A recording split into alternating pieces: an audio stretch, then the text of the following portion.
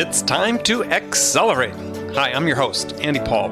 Join me as I host conversations with the leading experts in sales, marketing, sales automation, sales process, leadership, management, training, coaching, any resource that I believe to help you accelerate the growth of your sales, your business, and most importantly, you.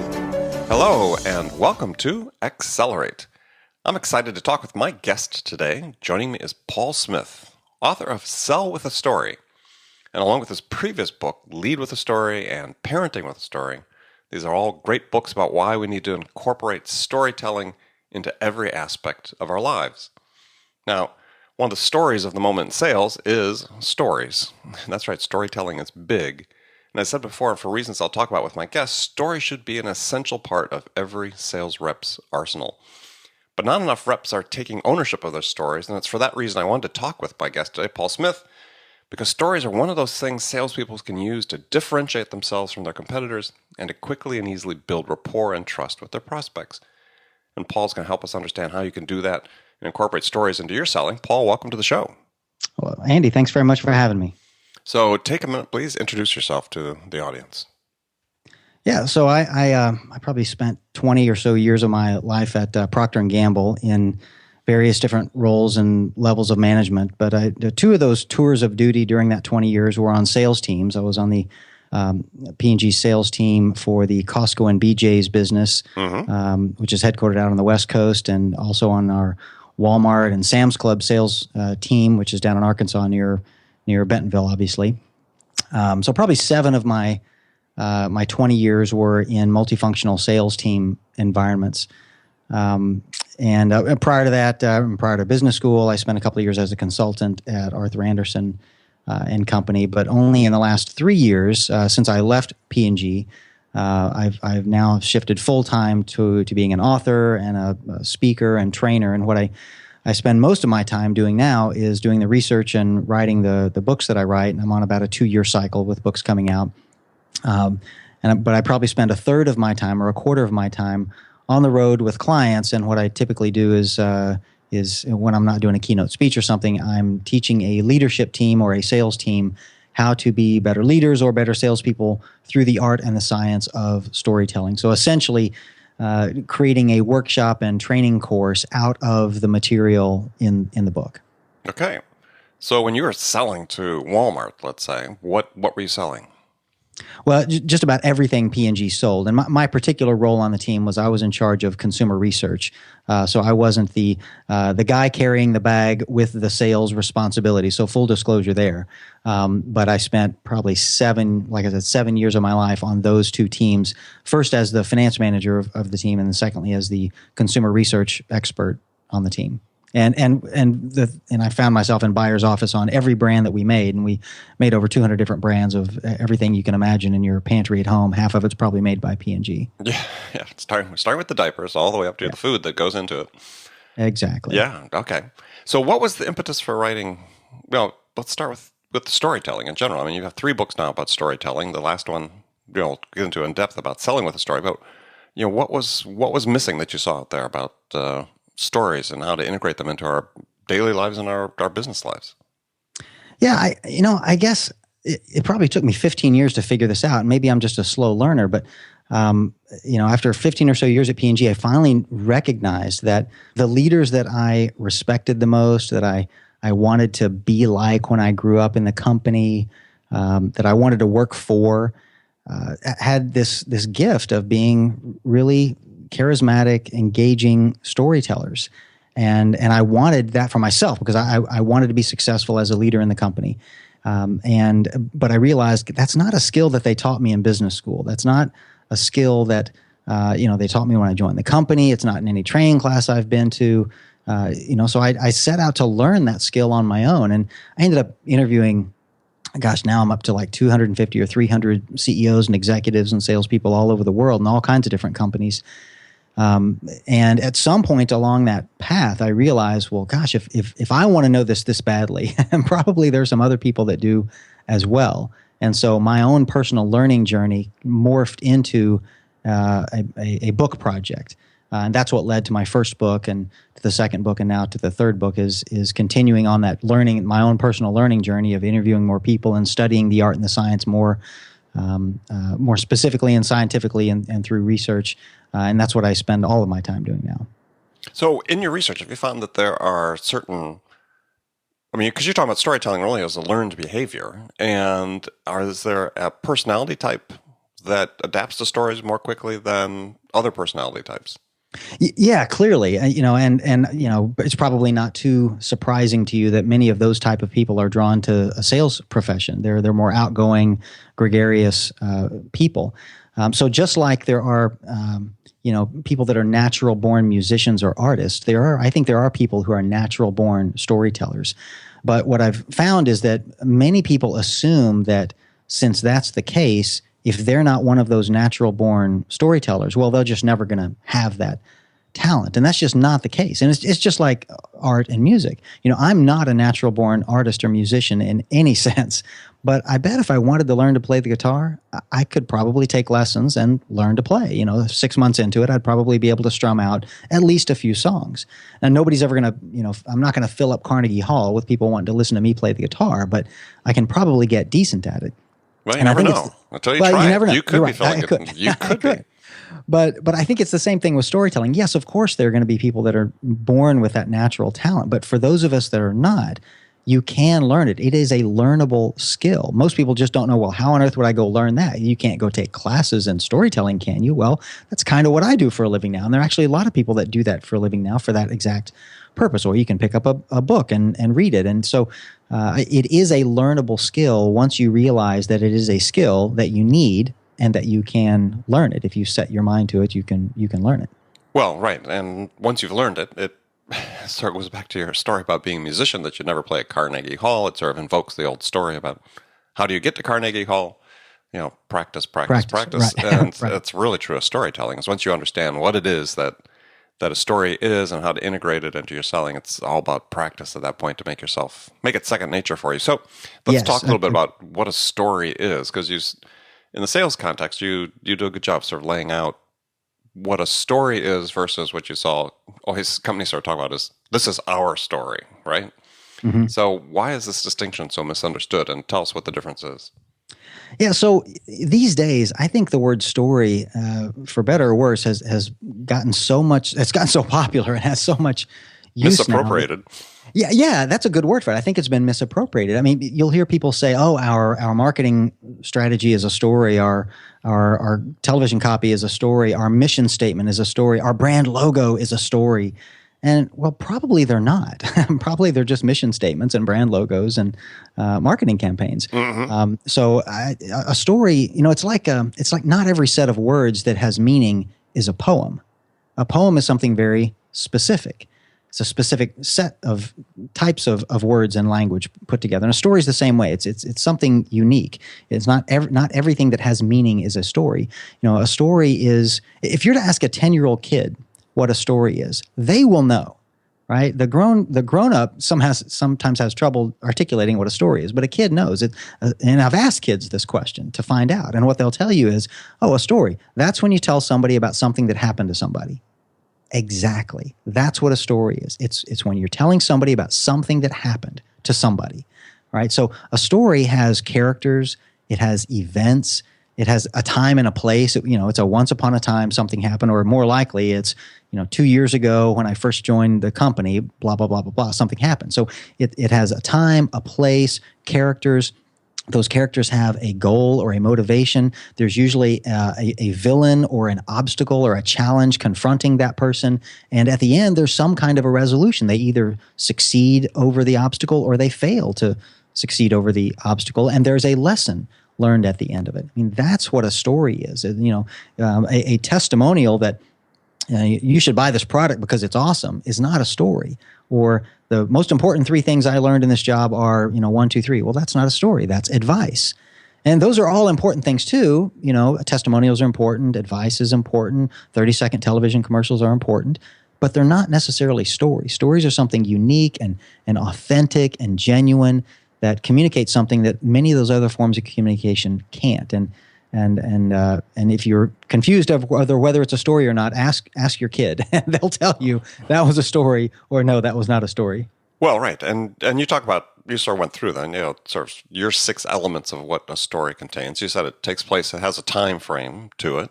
And I think it's important for people to sort of understand as they think about a story. Is really simply has a time frame, has a place where it takes. I mean, you're talking about adding a level of detail, and this is, I think, the thing that people really forget about storytelling is you add some detail to it.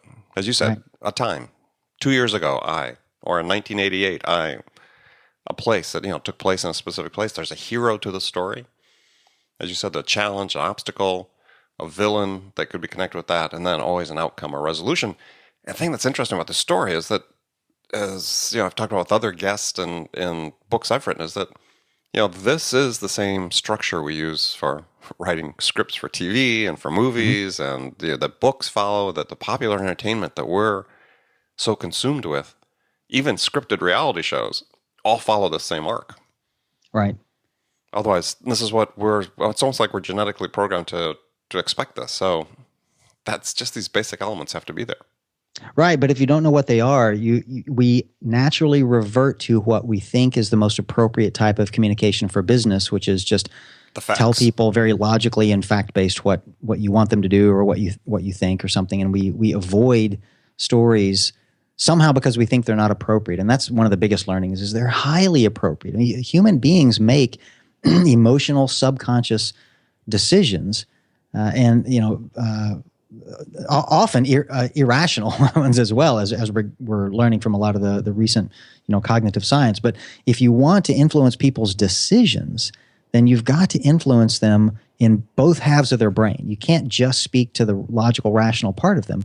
And our normal logic-based communication only reaches half the brain, and stories can reach that other half. And turns out that's where real decisions are actually made.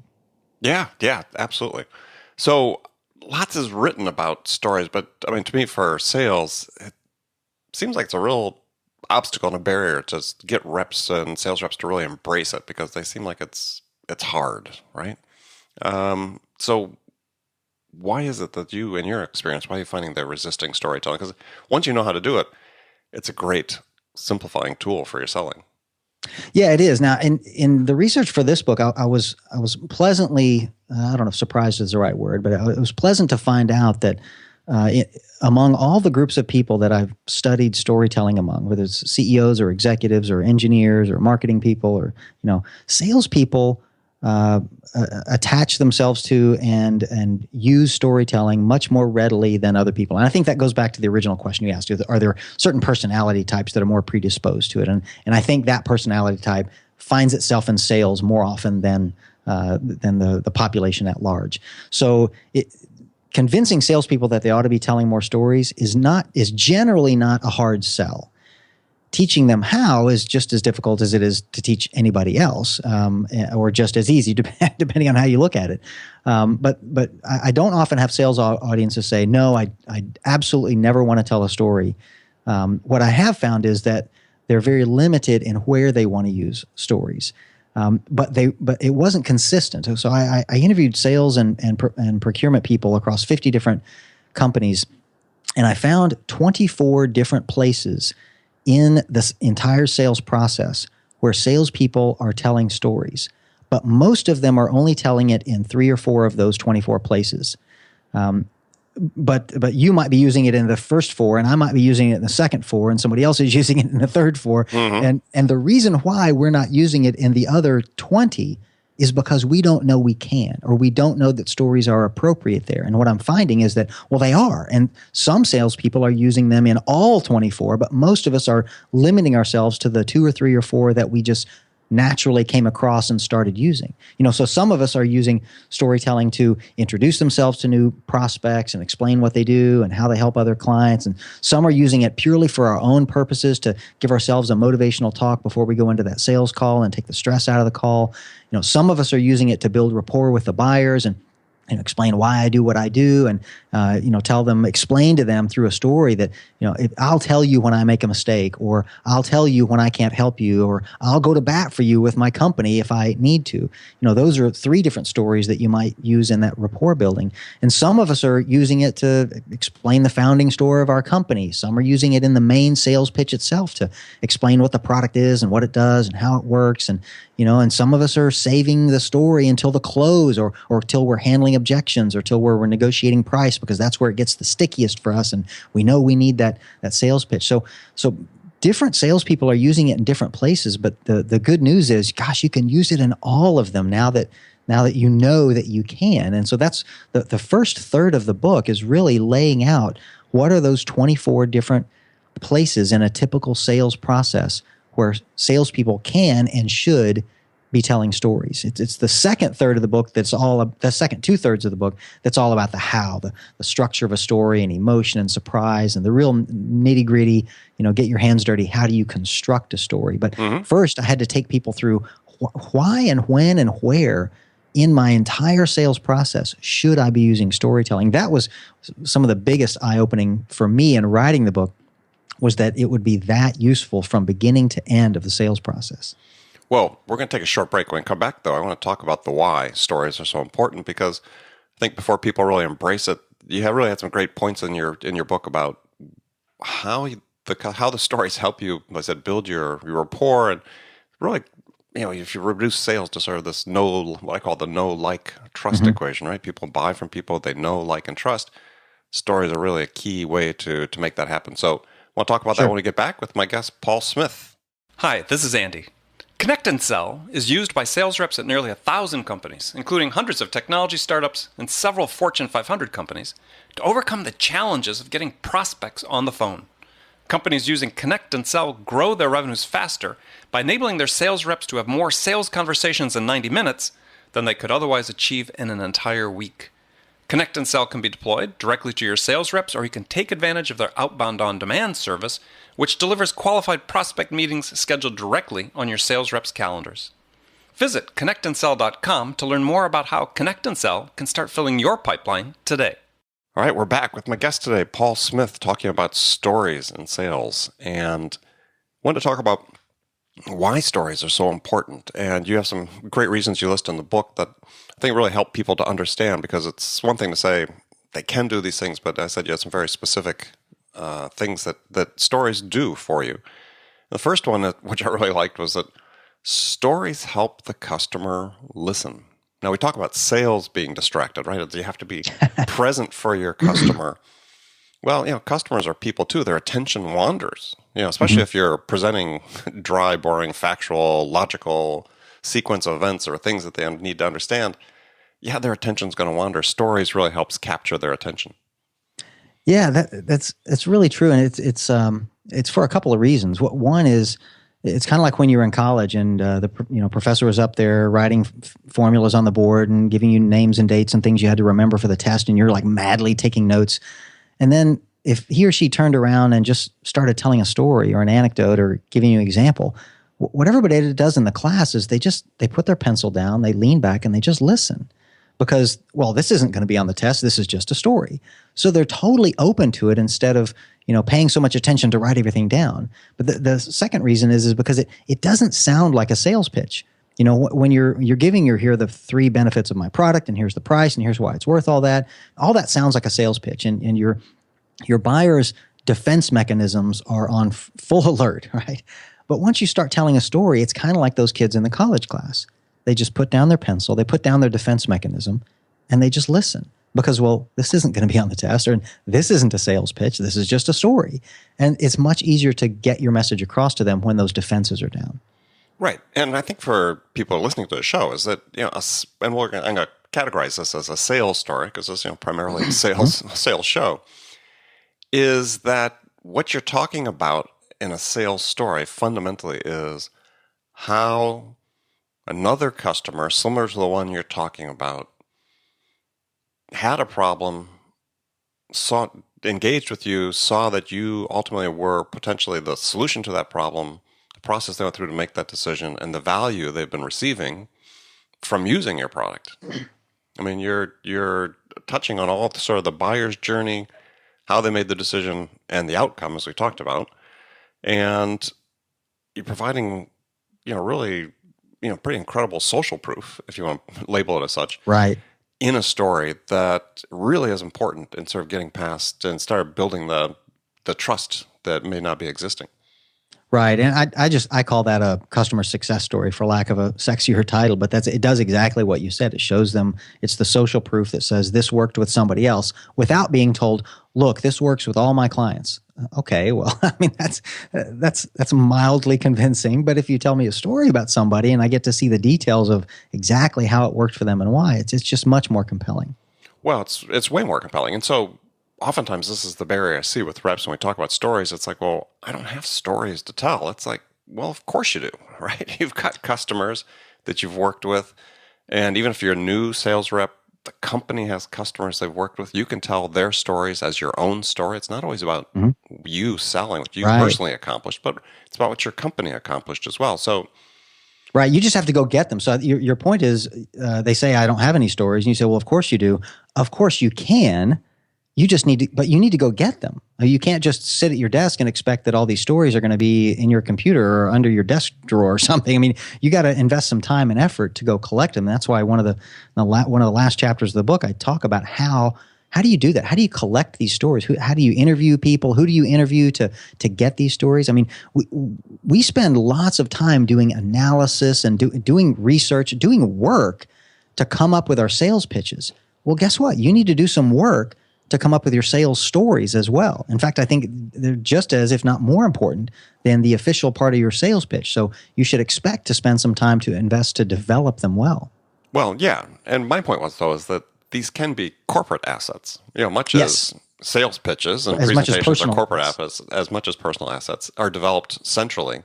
Is if you're a business owner or a CEO listening to the show or a VP of sales, yeah, you can work with marketing, you can work with other departments in the company to collect these on a corporate level, make them available to people, so that there is an inventory, just like there's brochures and collateral. Stories can be another level of content that if you don't have your own, if you're newer, there's a place you can go tap into it. Right. Yeah, I call it a story database. Everything else in a company of any importance is in a database somewhere, and stories should be no different. Yeah, absolutely. So another thing about stories, you talked about it appeals to the emotional side of decision making, is that power of story is that at every step of somebody's decision making process, they take a mental trial of your product or service. It's just, as you research how people make decisions, that's one essential step that everybody goes through, no matter what sort of product or service they're buying. The way you do that, though, is through a story. Story enables your potential buyer to take that test drive, a mental test drive, if you will, of the service or product that you're selling.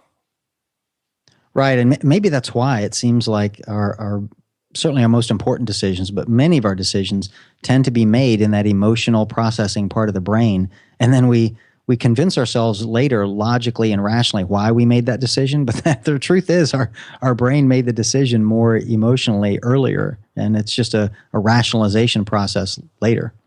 Yeah, I mean, I always remember a story, if you will, back early in my career where I was out selling to a very large company, and this was back in the 90s. Hate to say it was that long ago, but we're selling to one of the world's largest companies, and went out and made a visit to the company with my CEO, and we were going to design a product from scratch for this company, and they had thousands of engineers. And my CEO just couldn't understand why they would choose to have us develop a product for them that they had all these thousands of engineers sitting around that they could do. But we'd created such a compelling story about the value they're going to get from the way that we were going to design and build the product with some unique capabilities that I didn't think they would be able to match, and most importantly, in a time frame that they couldn't deliver in. But he was an engineer. He's very logical. Just saw it black and white.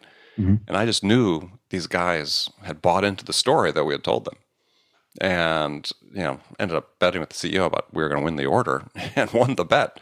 But it was very much an emotional decision, but it was really based on the story that we'd created about how we were going to get them to market sooner with capabilities they couldn't have developing it themselves. Well, good for you. So chalk one up for storytelling. Yeah, that definitely works. So, other thing about stories I think are really compelling is that they're easier for buyers to remember. And you talk about that in the book, is that in these days and age, if you're especially in a complex sale or enterprise sale, research is coming out. There's 5.4 decision makers on every sales opportunity. Yeah.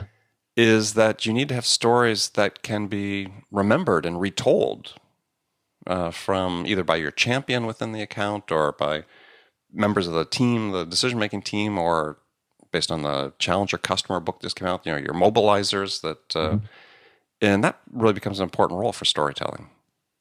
Right, because you can't be in the room with all 5.4 of those people every time they're discussing, the decision on your product, right? So, like you said, your sponsors or other people that are influencing those decision makers, you want them to be able to repeat your entire sales pitch. But the truth is, they can't. They don't have all of your materials. They don't have the product and spec sheets in front of them.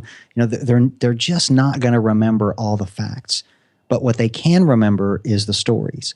And so that's why you want to have stories included in your pitch, because it's likely to be the only thing they're going to remember.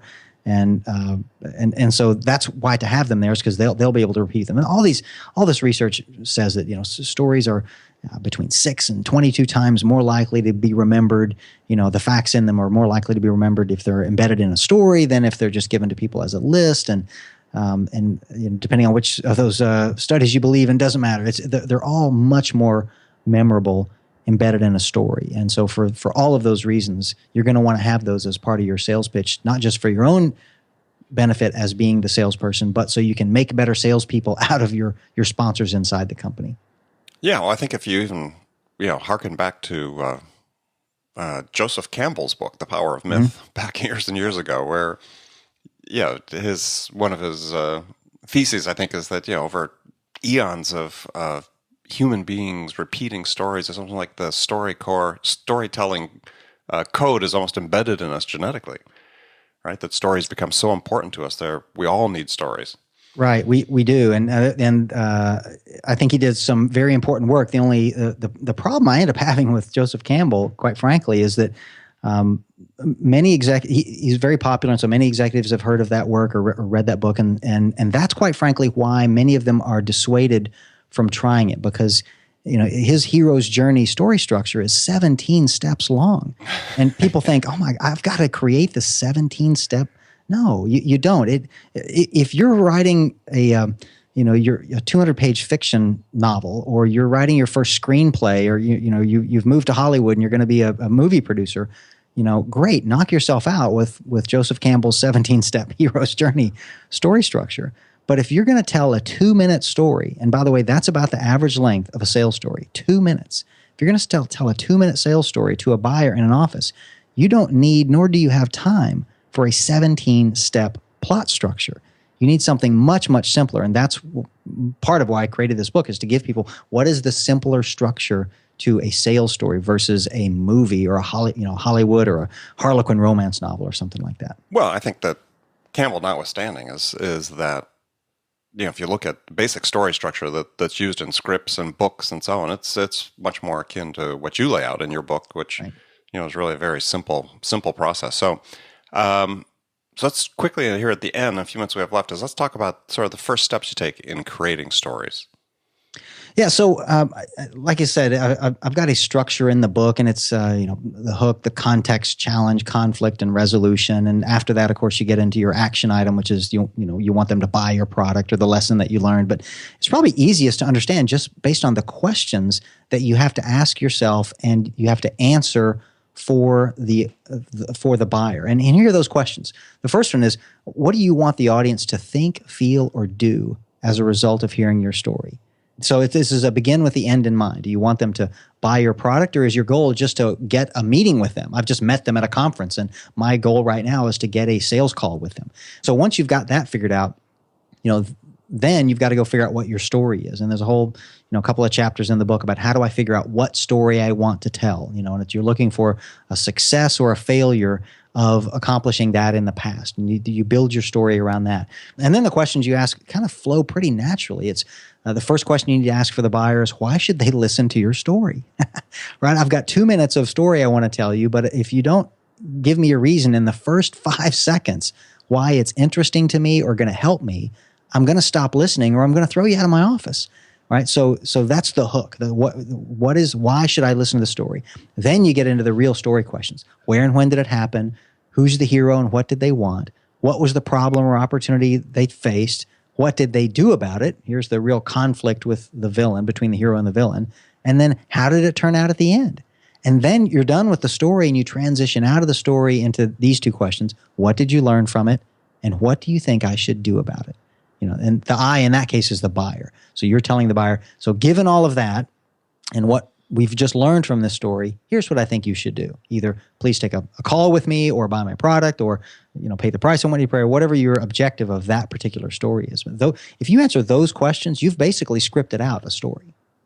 Yeah, and I think the first story that people, personally, I think the first story sales reps should practice on is the one that they get probably most frequently if they're going to meetings or trade shows or something, is the simple, what do you do? Right. Question. And that is the perfect place for a story. As you said, you lead off with, let me illustrate, with a story about how we've, solved problems for our customers. That's something somebody will listen to as opposed to saying, well, yeah, we're a 20-year-old company founded in a garage, blah, blah, blah, blah, blah. Right. Right. And often people rattle off their job titles and some, obscure language about what they do about maximizing efficiency or something or another. And, they leave the conversation not having a clue as to what you actually do. So, yeah, you tell a short story about what you did for your last client, then it becomes abundantly clear. Oh, that's what you do for a living. I get it. Well, I actually need that. Or maybe I don't need that and I can move on. But the story really explains it, whereas job titles and functions and buzzwords really don't help people that much. Yeah. So if you're in sales and you've been listening to this, and you want to say, okay, how do I get my feet wet with stories? Get a story that answers that question. What do you do? Say you're in a trade show booth. Somebody walks up to you, looking around, lost, middle of a big convention hall in Las Vegas, and they ask you the question, what do you do? A story is the most compelling way to answer that question. Right. Exactly. And they don't have to be long. Like I said, the average sales story is 2 minutes.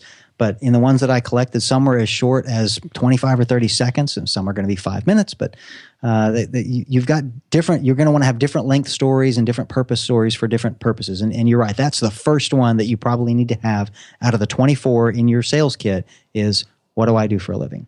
Yeah. Yeah. So, all right. Well, good. Well, thank you for that. And we're going to finish the show up with some standard questions I ask all my guests, and you can give me one-word answers, or you can elaborate if you wish. And the first one is, when you yourself are out selling, you, Paul, what's your most powerful sales attribute? I think I know the answer, but I'll ask it anyway. Well, I would hope it would be my storytelling, since that's kind of what I'm selling. It's a setup question for you. Yeah, but often people ask me why, how did I decide to do what I do for a living? And I do tell them a story. I tell them a story about that my dad told me that really is the story that changed my life literally and got me to quit my full-time job and do this for a living. He wrote me a letter after I'd asked him, gosh, Dad, I'm struggling with this decision. I got, 20 years into my career at this company. I'm too young to retire, but, my first book's out and it's doing well. And I'd love to make that my full-time profession, writing and teaching. But, I got 2 kids to put through college, and that's a really financially, insecure decision to make. And tell me about it. Yeah. Instead of telling me what to do, he just told me a story about himself that I'd never heard before. He said, son, when I was 5 years old, I knew exactly what I wanted to do with my life. He said, I wanted to be a singer, like Frank Sinatra or Tony Bennett. My dad's 82 years old. That's his genre. And he said, in fact, I knew that on the first day of first grade. The teacher asked if any of us had any special talent. He said, I raised my hand and I said, I'm a singer. Well, of course, the first thing she does is invites him to stand up and sing a song, right? Mm-hmm. So he did. And he stood up right there a cappella in front of all the students and his teacher. He sang his favorite song. And he said, son, I nailed it. He said, I got all the words right, the melody. I was so proud. And the teacher and the students stood up and they applauded me. And he said, that's the moment that I knew that this is what I was destined to do with my life. And he went on in this letter to say, Unfortunately, that turned out not just to be the first time in my life that I stood up and sang in front of an audience, but it turned out to be the last time. He said, life just got in the way. And the truth is, I just never had the courage to pursue it. And he said, that was 75 years ago, and there's not a month that goes by that I don't regret that decision. And he said, and it's just too late. And I said, someday, son, you're going to wake up, you're going to be 80 years old like me, and it's going to be too late to pursue your dream. And he literally closed, as if that wasn't enough, Andy, he closed this letter with these words. He said, I'd love to see you achieve your dream, but that doesn't mean in your lifetime, son. That means in mine. And I mean, tick-tock, that hit me right in the heart. My dad had laid down this gauntlet in front of me and challenged me to pick it up. And so literally 2 days later, I walk into my boss's office and I resigned from my 20-year career to do this for a living. And it was absolutely the best decision ever made. And I would not have done it, at least not that soon, without that story. Excellent. Well, I think we're going to leave it at that. That's a perfect way to end the show with a great story from my guest, Paul Smith. So, Paul, tell folks how they can find out more about you and how to learn how to tell stories. Yes, thank you. So my website's probably the best way. It's www.leadwithastory.com, and you can find all my books there or on Amazon. And this one, of course, is Sell with a Story. Excellent. Well, good. Well, thank you again, Paul. And remember, friends, make it a part of your day every day to deliberately learn something new to help you accelerate your success. And an easy way to do that is to make this podcast, Accelerate, a part of your daily routine, whether on your commute, in the gym, or make it part of your morning sales meeting, because then you'll make sure you don't miss any of my conversations with top business experts like my guest today, Paul Smith, who shared his expertise about how to help accelerate the growth of your business. So thanks for joining me, and until next time, this is Andy Paul. Good selling, everyone. Thanks for listening to the show. If you like what you heard and want to make sure you don't miss any upcoming episodes, please subscribe to this podcast on iTunes or Stitcher.com. For more information about today's guest, visit my website at andypaul.com.